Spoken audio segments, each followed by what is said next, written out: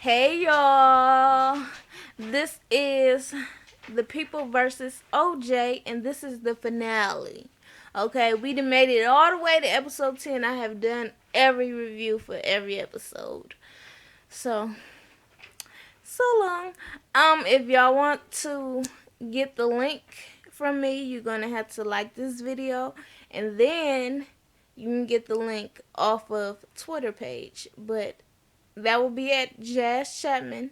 Okay, that's my Twitter page. And if you actually want the link, you're going to have to like this video. I will not put it up.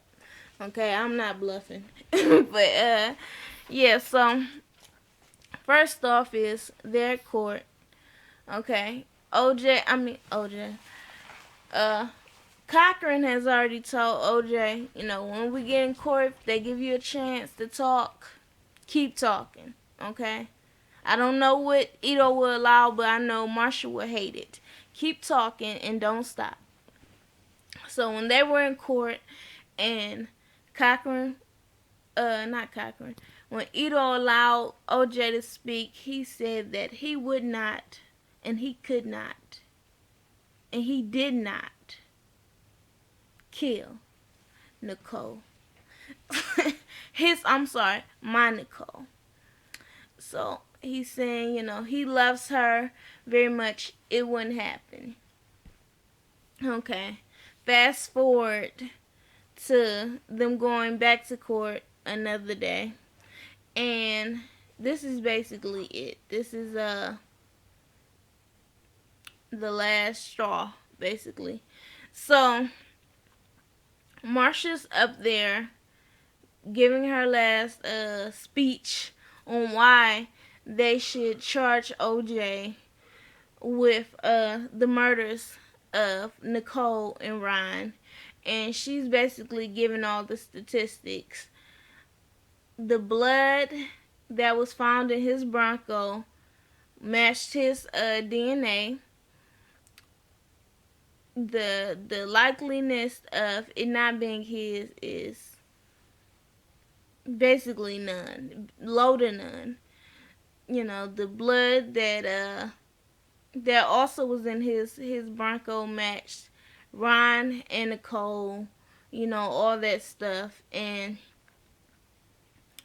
then she gives us the whole glove thing. Okay, the glove. She shows a picture of him being of him doing some type of football speech or whatever, and he's in these gloves.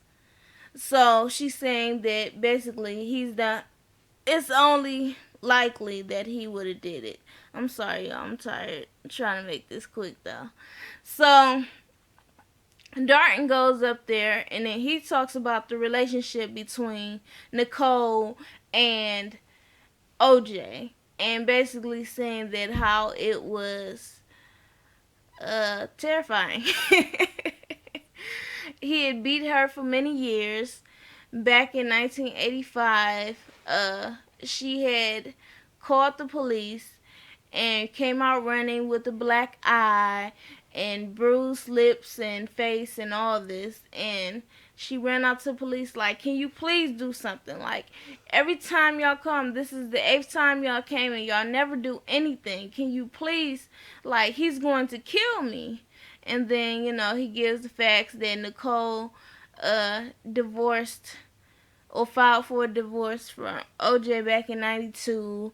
And, so saying, basically putting it together that OJ had been beating the shit out of her for many years, and Nicole had already tried to get help from the police, but the police didn't help her because he's a celebrity. So them trying to make it seem like the police is framing him is stupid because the police is on his side.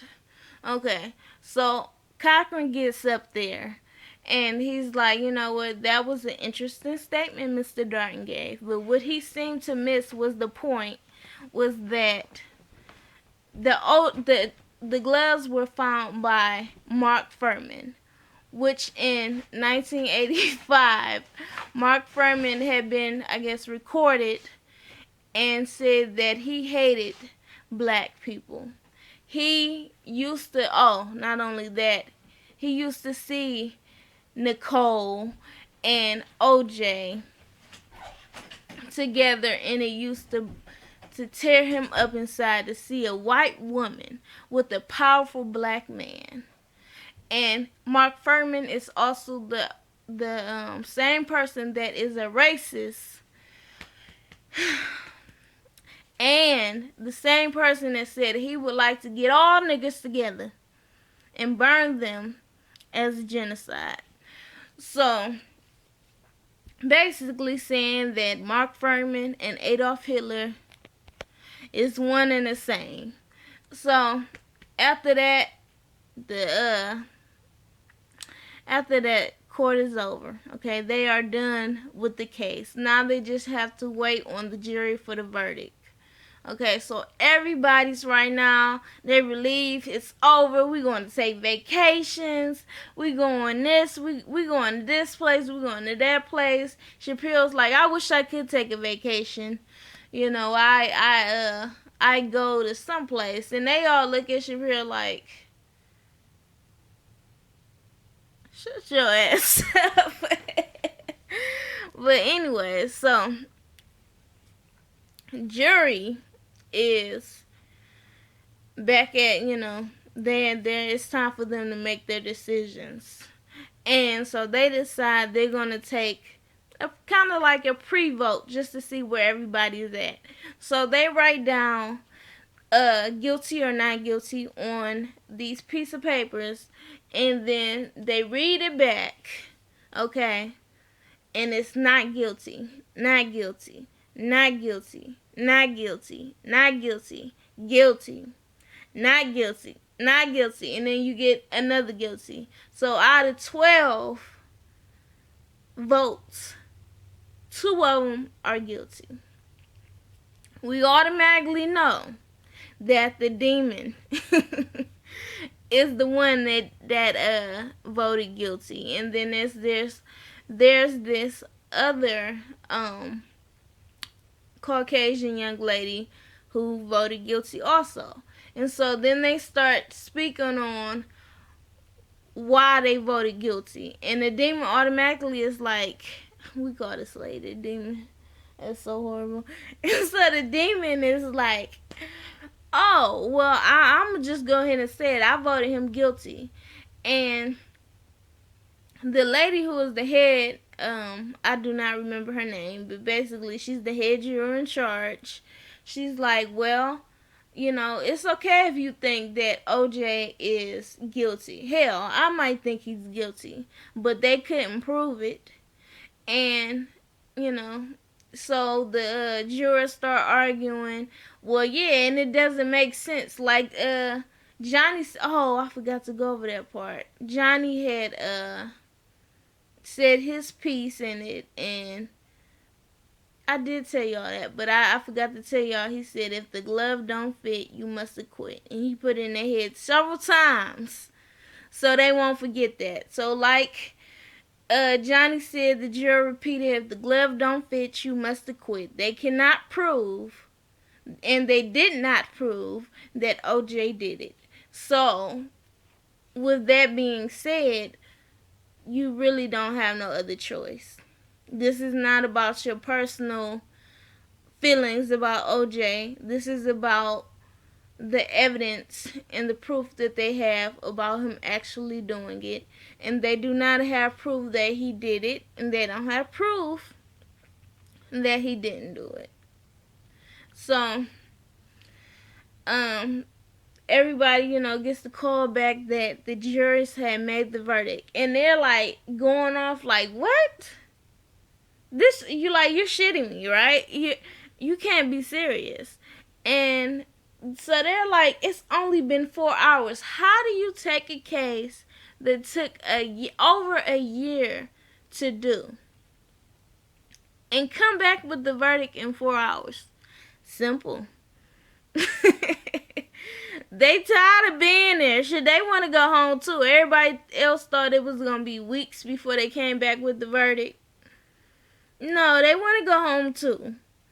Okay, and for a while they've probably already been feeling like he's not guilty. Okay, like they're going off of proof. They have no proof that OJ did it. So you're going to have to put not guilty. Doesn't mean he's innocent, but it does mean that he's not guilty. So, the Dream Team meet up, and the Nation of Islam is there, and Shapiro's like, "What the hell is this, Cochran? Like, are you serious?" Cochran's like, "I need these people because we don't know what's going to happen. We don't know what kind of riots or anything's going to happen once they put this verdict out. I trust Farrakhan with my protection and with yours." And Shapiro was like, "They hate Jews. Are you serious?" And he's like, "You need to get in the van. You need to shut up. Okay, they are here for us." And Lee walks over to him like, "Yeah, Shapiro, just get in the van before I tell him that you're a Jew."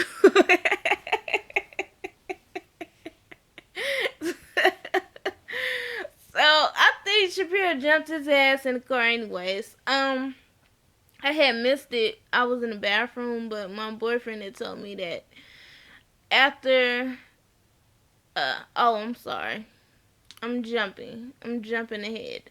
Anyways, so when they went back into court, they called the jurors in and made sure that the paperwork was right, and of course we know what came back, not guilty.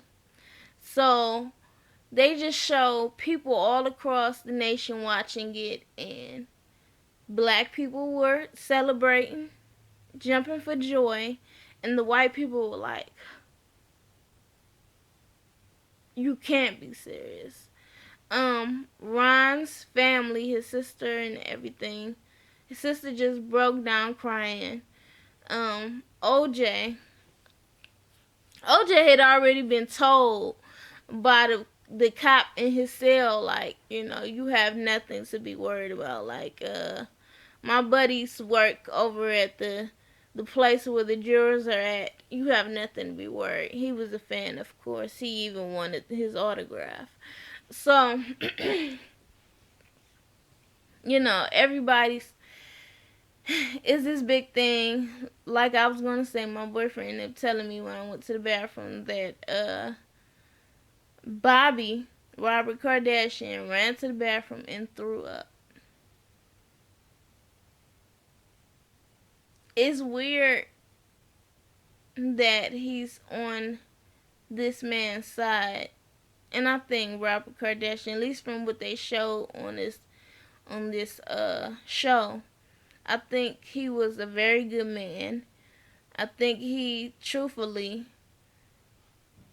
was the kindest out of everybody, out of all his clique, the people on the lawyer team, even his family. I feel like he was the nicest person.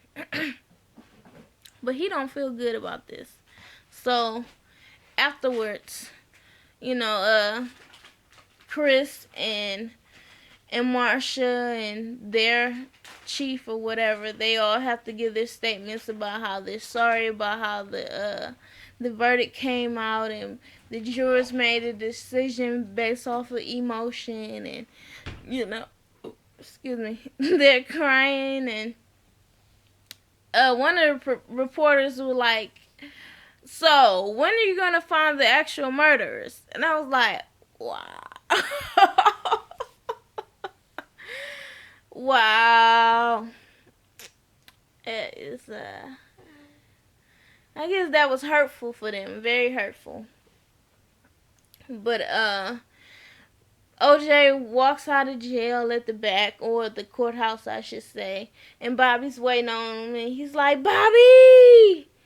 And Bobby's standing there looking at him, and he just busts down crying. He's like, "It's alright, Bobby, it's alright. I'm free now, I was like, "Yeah, that's the problem. Bobby don't want you to be free. Bobby feel like you done it now." He feels some type of way. So OJ ends up going home, and his family are all happy to see him. Bobby walks straight past them. OJ is, he's like, this is great. I'm home now. We gonna celebrate. We gonna party. I'm done with the case of the century. Now it's gonna be the party of the century. So on his way back home, when he was in the car, Bobby, a bunch of white people in Brentwood was booing the hell out of him. And so now he got to taste reality. Everybody ain't gonna be feeling you like they used to be feeling you. So he's back at home, and he's like, okay, he's telling his son that, you need to call Riviera, and make reservations for tomorrow, and we're gonna throw a party tonight. And he asked where his two youngest kids are, the one he had with Nicole, and they're like, the Bronx wouldn't let them come. So anyways, and also he ends up going in his room, taking a shower, looking in the mirror at himself, and I was like, you don't like what you see in the mirror, don't you? So he ends up coming out the shower, sitting in his chair, and he starts crying. And his son knocks, and his son ends up showing him a puppy, and he's like, I got you a puppy. He's like, why would you give me a puppy? He's like, 'cause I wanted you to have a friend. I was like, his son, though, ain't nobody gonna be his friend no more. It's just not gonna happen. Chris Darden tells Marsha that he feels like he needs to resign. He is tired of this. He's tired of everything that's going on. Johnny had already had a conversation with him. And Darden was like, I've always been for the people. And you think because you got this man off that this is going to change things. Nothing's going to change. Cops going to still be beating and killing us. And it's not going to change black people's lives. So he was telling Marsha he wants to resign. He wanted to resign before the case. And now he definitely want to resign. And Marsha ends up telling him, she basically, why she became a bulldog when she was 17. She was in Italy, and she had been raped by this waiter.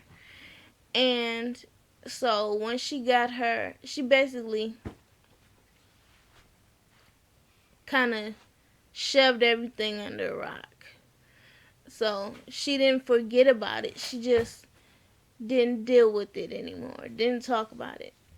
So when she became a prosecutor and she got her first rape case, all of that stuff that was under the rock came back out. Sorry, something caught my attention. But all of that stuff came back out.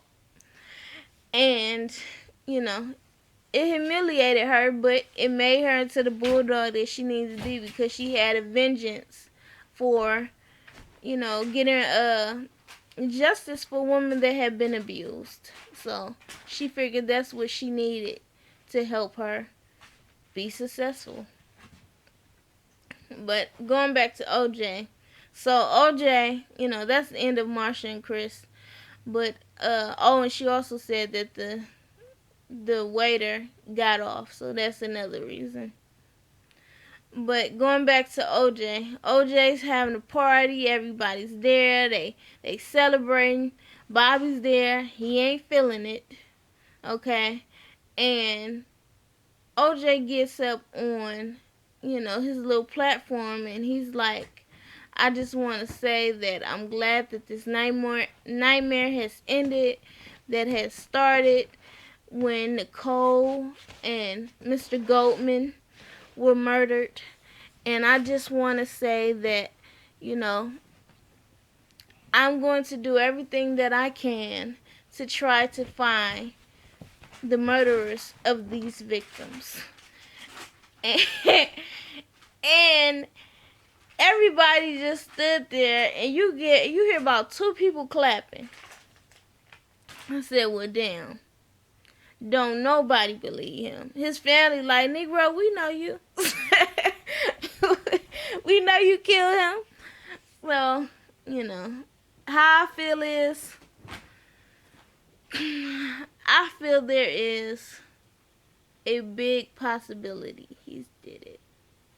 Is a possibility he was framed by Mark. Absolutely. But it's that huge possibility that he did it. He got issues.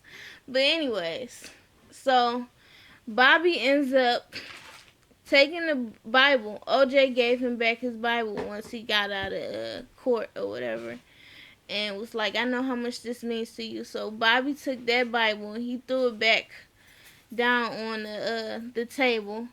And OJ's son is like, Uncle Bobby, you about to leave? And he's like, yeah, I'm gone. I was like, oh yeah, he gone forever. So then he looks at OJ, and OJ look at him.